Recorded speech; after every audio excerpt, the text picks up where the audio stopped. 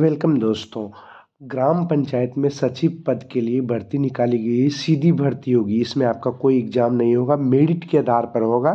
चलिए हम आपको बताते हैं कैसे ऑनलाइन अप्लाई करना है इसके लिए सबसे पहले आपको क्रोम ब्राउज़र को ओपन करना है। सर्च बार में आपको पंचायती राज बिहार लिखना है। पंचायती राज बिहार लिखकर सर्च करने के बाद उसके बाद आपके सामने कुछ इस तरह का इंटरफेस आएगा। इसका लिंक हम वीडियो के डिस्क्रिप्शन में भी डाल दिया हूँ, आप वहाँ से भी डायरेक्ट इस वेबसाइट पे आ सकते हैं।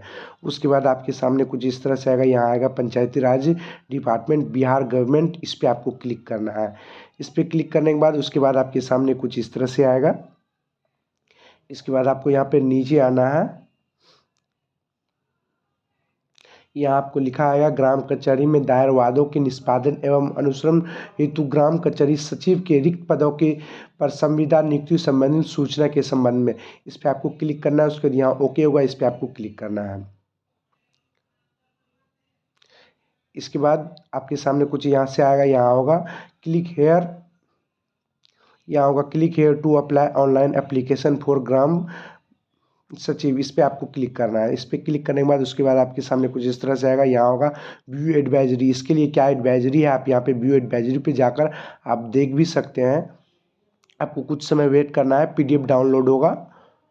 उस पीडीएफ में बताया हुआ कि किस पंचायत में आपका निकला हुआ है, कहाँ पे निकला हुआ है, टोटल कितना वैकेंसी है, पूरा डिटेल्स आपको इसमें मिलेगा। देखिए कुछ इस तरह से आएगा, यहाँ आप देख सकते हैं, यहाँ लिखा हुआ ग्राम पंचायत पद, जिला की कुल रिक्ति मतलब 1583 कुल पद है, जिसमें आपको 6000 रुपया प्रति माह मिलेगा। आपका जो मेरिट बनेगा वो इंटरमीडिएट उत्तीर्ण या राज्य सरकार द्वारा घोषित सक्षमता था, यानी इंटर का आपका जो भी सर्टिफिकेट होगा उसमें जो मार्क्स होगा उसी के आधार पर आपका मेरिट बनेगा। इसमें आपको जो है अगर आप ग्रेजुएशन पास किए होंगे तो उसमें आपको 10% मार्क्स मिलेगा एक्स्ट्रा, और पीजी किए होंगे तो आपको 20% मिलेगा। और जो इसमें आवेदन के लिए आप भारत का नागरिक होना चाहिए, शैक्षणिक योग्यता आप इंटर पास होना चाहिए।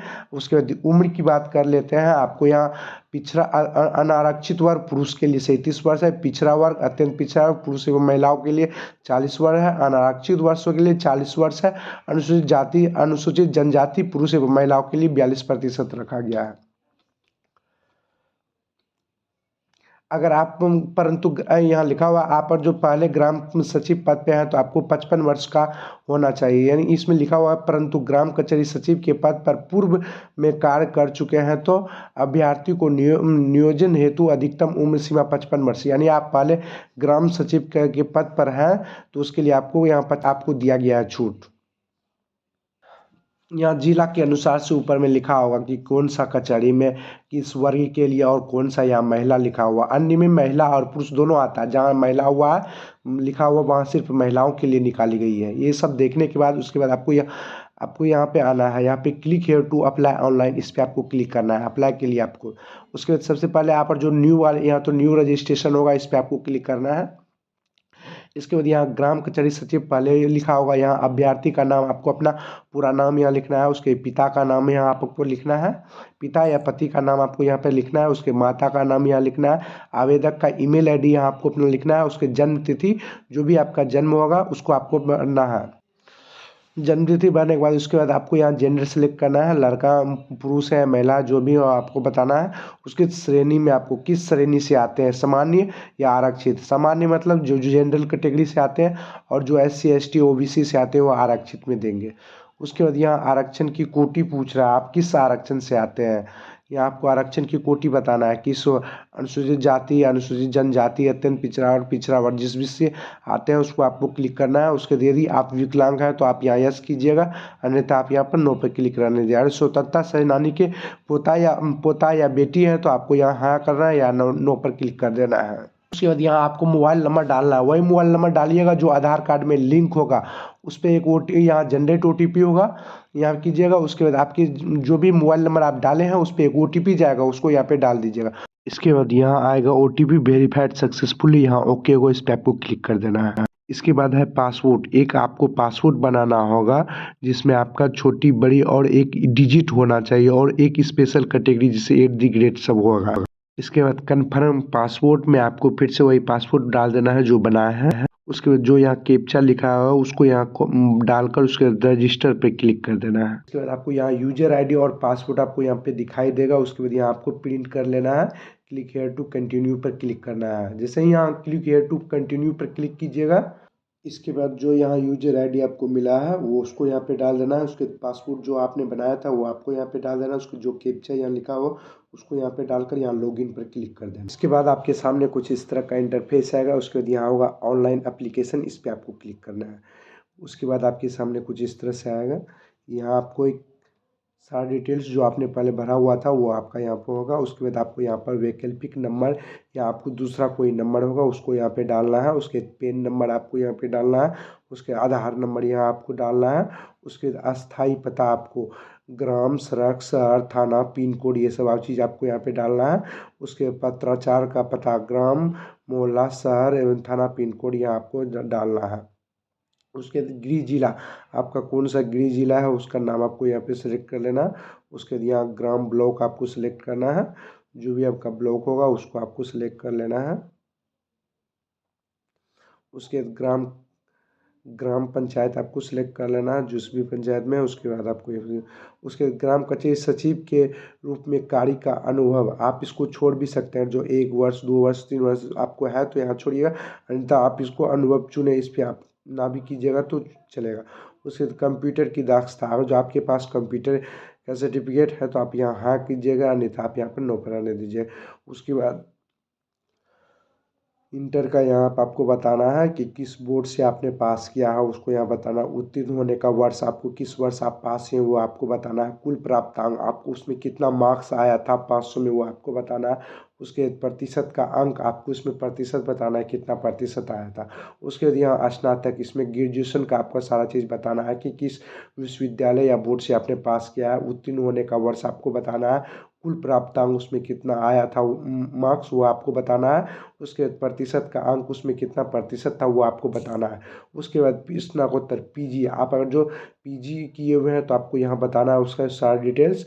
उत्तीर्ण होने के बाद स्कूल प्राप्तांक, प्रतिशत का अंक। और जो आप स्नातक यानी ग्रेजुएशन और पीजी नहीं किए तो ये छोड़ सकते हैं। अगर आप स्नातक किए होंगे तो आपको 10 नंबर एक्स्ट्रा मिलेगा, और जो आप पीजी किए हुए तो 20 नंबर आपको एक्स्ट्रा मिलेगा। जो आप किए हुए हैं तो ज़रूर डाल दीजिएगा। उसके बाद यहाँ आपको फ़ोटो अपलोड करना है। फ़ोटो जो आपको अपलोड करना है वो 50 KB के अंदर होना चाहिए। फ़ोटो अपलोड करने के लिए यहाँ चूज़ फाइल होगा, इस पर आपको क्लिक करना है। इसके बाद जहाँ भी फ़ोटो होगा उस फाइल को आपको सेलेक्ट कर लेना है। फ़ोटो अपलोड होने के बाद उसके बाद आपको सिग्नेचर अपलोड करना है। सिग्नेचर आपको 20 KB के अंदर अपलोड करना है। अपलोड करने यहाँ चूज़ फाइल होगा, जहाँ भी सिग्नेचर हो उसको आपको अपलोड करना है। उसके बाद यहाँ होगा डिक्लेरेशन आई हैव, इस पर आपको क्लिक करना है। उसके बाद यहाँ सबमिट होगा, इस पर आपको क्लिक कर देना है। उसके बाद आपके सामने कुछ इस तरह का इंटरफेस रहेगा। यहाँ होगा एप्लीकेशन सेव सक्सेसफुली, इस पर आपको ओके पर क्लिक कर देना है। इसके बाद आप बैक कीजिएगा तो आपके सामने कुछ इस तरह का इंटरफेस आएगा। यहाँ होगा अपलोड फोटो एंड सिग्नेचर, इस पर आपको क्लिक करना है। उसके देख लीजिएगा फोटो और सिग्नेचर अपलोड होने के बाद यहाँ बैक होगा, इस पर आपको क्लिक करना है। उसके बाद आपको अपलोड डॉक्यूमेंट होगा, इस पर आपको क्लिक करना है। इसके बाद अब आपको डॉक्यूमेंट्स अपलोड करना होगा। सबसे पहले आपको मैट्रिक का डॉक्यूमेंट्स अपलोड करना होगा। अपलोड करने के लिए यहाँ होगा चूज़ फाइल, इस पर आपको क्लिक करना है। जहाँ भी आपका होगा मैट्रिक का सर्टिफिकेट उस फाइल को आपको सेलेक्ट कर लेना, उसके बाद आपका यहाँ आ जाएगा। उसके बाद आपको इंटर का मार्कशीट अपलोड करना है, स्नातक का मार्कशीट या सर्टिफिकेट अपलोड करना है, या पीजी का मार्कशीट या सर्टिफिकेट अपलोड करना है। अगर आप स्नातक और पीजी नहीं किए हैं तो ये दोनों सर्टिफिकेट आप ना दीजिएगा। आपके पास किए ही नहीं है तो सर्टिफिकेट कहाँ से होगा, तो ये दोनों छोड़ दीजिए। उसके बाद अब आपको जाति प्रमाण पत्र अपलोड करना होगा। जाति प्रमाण पत्र अपलोड करने के बाद उसके बाद आपको शपथ पत्र अपलोड करना होगा। नोटरी के से बनाकर अपलोड करना होगा। आप जब बैक कीजिएगा, आप जब ऑनलाइन के लिए अप्लाई कर रहे थे वहाँ एक शपथ पर डाउनलोड करें इस तरह का ऑप्शन था, उस पर आप क्लिक कर यहाँ डाउनलोड, यहाँ PDF खुलेगा। उस PDF को आपको ओपन करना है। उसमें एक आपका पत्र होगा, शपथ पत्र होगा। ये आप कचहरी में जाकर शपथ पत्र लेना होगा।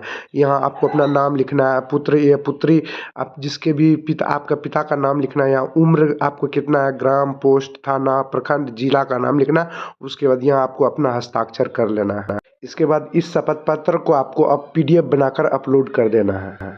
इसके बाद है ID, आधार प्रूफ, आधार, पेन इत्यादि सबको PDF बनाकर आपको यहाँ पर अपलोड कर देना है। सभी डॉक्यूमेंट्स को अपलोड करने के बाद उसके बाद यहाँ होगा सेव, इस पर आपको क्लिक करना है। उसके बाद आपके सामने कुछ इस तरह का इंटरफेस आएगा। यहाँ ओके आएगा, इस ओके पर आपको क्लिक कर देना है। इसके बाद अगर आप देखना चाहते हैं कि आप कौन सा मतलब डॉक्यूमेंट्स अपलोड किए हैं, तो यहाँ व्यू अपलोड फाइल होगा, इस पर आप क्लिक कीजिएगा तो आप जो भी डॉक्यूमेंट्स अपलोड किए होंगे उस फाइल को आपको यहाँ पर दिखाई देने लगेगा। इसके बाद यहाँ होगा क्लोज, इस पर आपको क्लिक करना है। उसके बाद यहाँ ओके होगा, इस पर आपको क्लिक करना है। इसके बाद अब आपको यहाँ पर होगा फाइनलाइजेशन एप्लीकेशन फॉर्म, इस पर आपको क्लिक करना है। उसके बाद यहाँ होगा बॉक्स होगा, इस पर टिक कर देना है। उसके बाद यहाँ होगा फाइनल सबमिट, इसके फाइनल सबमिट पर आपको क्लिक कर देना है। फाइनल सबमिट पर क्लिक करने के बाद उसके बाद आपको यहाँ पर बैक आना है। उसके बाद आपको यहाँ पर प्रिंट होगा, यहाँ प्रिंट एप्लीकेशन, इस पर आपको क्लिक कर आपको प्रिंट निकाल लेना है। इस तरह आपने ऑनलाइन सक्सेसफुली फॉर्म भर दिया है। इसके बाद अब आपका मेगा सूची बनेगा। मेगा सूची के बाद आपका नियुक्ति होगी। अगर आपने अभी तक इस चैनल को सब्सक्राइब नहीं किया तो सब्सक्राइब कर बेल आइकन को दबा दें। आपको इसी तरह की जानकारी इस चैनल पर मिलती रहेगी। वीडियो पसंद आया तो वीडियो को लाइक, शेयर और कमेंट जरूर करें। आपने इस वीडियो को देखा, बहुत धन्यवाद। बाकी हम उम्मीद करते हैं आप अच्छे होंगे। चलिए अगले वीडियो में मिलते हैं किसी और जानकारी के साथ।